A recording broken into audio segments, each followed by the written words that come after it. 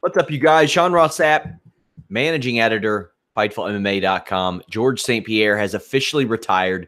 He announced that the press conference would be taking place yesterday, the press conference for today, rather, and it just concluded, happened in Montreal.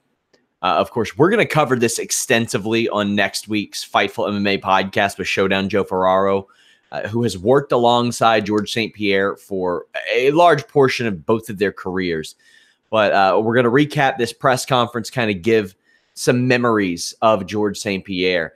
Former UFC welterweight and middleweight champion confirmed he'd be hanging up the gloves after having only one fight in the last 5 years. 37 years old, retires with a 26-2 record. He noted that he had tried to put together a super fight with UFC lightweight champion Khabib Nurmagomedov, but believed that the company itself had other plans. And despite the fact that Khabib himself was interested, St-Pierre underscored the need to have UFC support in order to make a fight of that magnitude happen. St-Pierre would recap his career and mention that he's financially secure and really put over his relationship with the fans, saying that he always wanted to be good to his fans. And among his career highlights, he said that surviving a Carlos Condit head kick to win was his favorite. He was also far from coy about the stress he was under, and particularly on fight day. He said that was the least favorite part of his time in MMA and UFC was the stress that he underwent on fight day. And anybody who's heard him talk can kind of attest to that.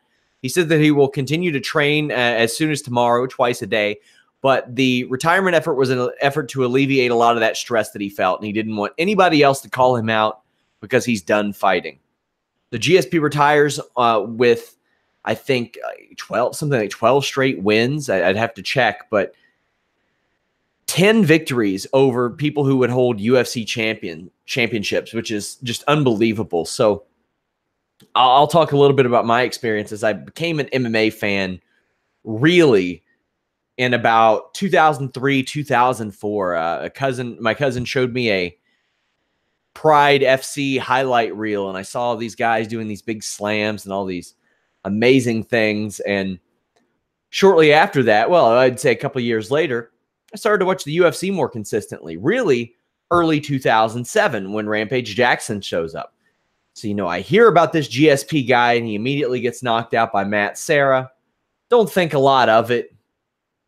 Eventually, he comes back. He beats Matt Hughes, Matt Serra, but then I start to really see his dominance. Now, Sean Shirt, BJ Penn, those are great fights. I wasn't an active viewer of MMA during either or the Trigg fight, rather. So I wasn't able to see that. I didn't see him face Mayhem Miller. Didn't see the first Matt Hughes loss, which that Matt Hughes fight, when I did see it, was heavily influential in, quite frankly, my pro wrestling career. I took that spot, the double wrist lock from the bottom, counter into an armbar spot, and I love that. That's a great one. And what he was able to do, coming back and avenging both of his losses, not just avenging them, but doing it in fantastic fashion, in fashion that GSP wasn't necessarily known for. He finished both of these guys. Now, back then, it was a lot more common, sure, but I'll always remember how unexcited I was for the BJ Penn fight, the super fight, quote unquote. I didn't think BJ Penn stood a chance, man. After what we had seen GSP do to Fitch and Serra and Hughes and Koscheck back to back,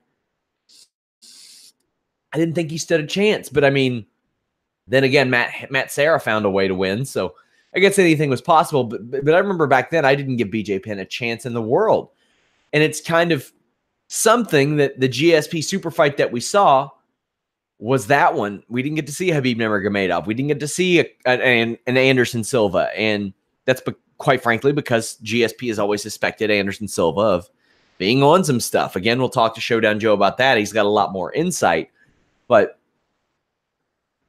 his career was special. And a lot of people, unfortunately, will remember that 2009 to 2013 run of 4 fights where he never finished a fight, and that became almost the stigma. But you got to remember that 2 of those fights in there, the Condit fight and the Koscheck fight, those were fight of the nights, man. And even I believe his fight with John Fitch was fight of the night too. So there was a stage where he had like 6 decisions, but 3 of those were fight of the nights. And won an unbelievable number of title fights in a row. I'd have to take a look at the numbers right now, but he was up there. And with Demetrius Mighty Mouse Johnson going away, and who knows what John Jones's future will really be, he'll remain near the top of that list, along with Jones, Johnson, and Silva.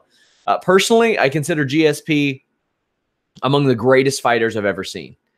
If I were to make a quick short list, I would say GSP, Mighty Mouse Johnson, John Jones, Anderson Silva, and I'd have to think of another name to round out that top five. But what he was able to do, I mean, the fact that he took 5 years off, or 4 years off rather, came back and beat Michael Bisping up a weight class, that's impressive. You got to remember, Michael Bisping's a big boy. He fought at light heavyweight and did fine. And GSP stepped up there and put the guy away. Now, should that have been for a title? I don't know. Do I understand the UFC's insistence on not giving him another title fight? Yes, I do. I understand that. UFC doesn't want to vacate everything. However, you should have put together one more fight for George St-Pierre. From a business perspective, you probably should have. Get that extra million buys, let him go, and if somebody beats him, they get the rub. Otherwise, you have a nice moment. You could have sold out the Toronto Sky Dome, the Rogers Center, whatever the hell it's called these days. But George St-Pierre had a very, very special career. You look back and the Shields fight where they sold all those tickets at the aforementioned Sky Dome. Unbelievable. You had him just beating Nick Diaz. It wasn't even close. The Carlos Condit comeback was something special.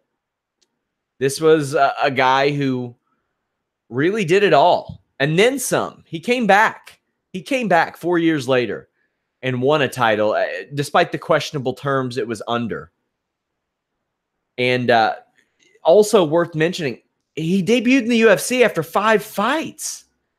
He had been a pro fighter for less than 2 years by the time he took the cage against Carl Parisian at UFC 46. Now, by then, he had beaten Pete Spratt and Thomas Denny and Ivan Menjivar and a few really good fighters. But the man had been a pro fighter for less than 2 years. That's nuts. It's nuts. St-Pierre, a lot of people will ask, well, will this be because of his colitis and all that? But he says that he's completely healed from that and said that as recently as December, I believe. Guys, I want to thank you all so much. Again, join us Tuesday, 2 p.m. Eastern. Myself and Showdown Joe will be here talking about GSP's career, his accolades, Joe's memories. Thank you all. We're out.